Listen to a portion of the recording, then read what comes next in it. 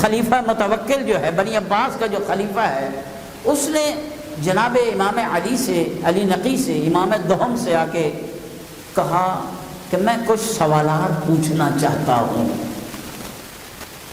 علی نقی نے فرمایا سلما بدالت، جو تیرے دل میں آئے پوچھ، اس لیے کہ میں دعوی سلونی کا بیٹا ہوں،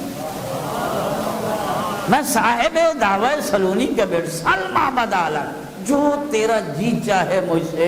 پوچھ۔ اس نے سوال پوچھنے شروع کیے۔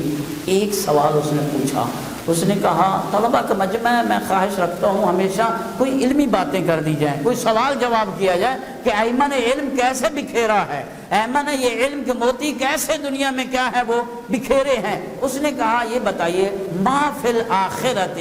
غیر الجنت والنار یحلون بہا الناس، آخرت میں جنت بھی ہے جہنم بھی ہے، لیکن جنت اور جہنم کے علاوہ کون سی ایسی چیز ہے جس میں لوگ ٹھہریں گے؟ ما فی الآخرۃ غیر الجنت والنار یحلون بہا الناس، آخرت میں جنت اور جہنم کے علاوہ کوئی ہے ایسا مقام جس میں لوگ ٹھہریں گے؟ جناب امام علی نقی نے جب دیکھا کہ یہ ظرف نہیں ہے کہ اس کو کچھ دیا جائے، تو آقا نے فرمایا اللہ یعلم، اللہ جو ہے وہ بہتر جانتا ہے۔ اس نے کیا کہا؟ اس نے کہا عن علم اللہ اسألک،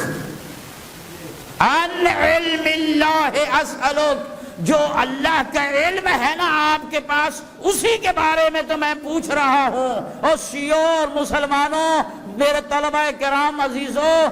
مسلمانوں، یہ خلیفہ آپ کا ہے، یہ دشمن امام علی نقی ہے، یہ متوکل عباسی ہے، لیکن اتنا اس جملے میں اس نے اعتراف کر دیا کہ اللہ کے علم کے خزانے کے مالک ہیں تو آل محمد ہیں، کیونکہ اس نے کہا عن علم اللہ اسألک، میں اللہ کے علم ہی کے بارے میں تو اسے پوچھ رہا ہوں، اسے پتا ہے کہ اللہ کے علم اگر ہے تو ان کے پاس ہے۔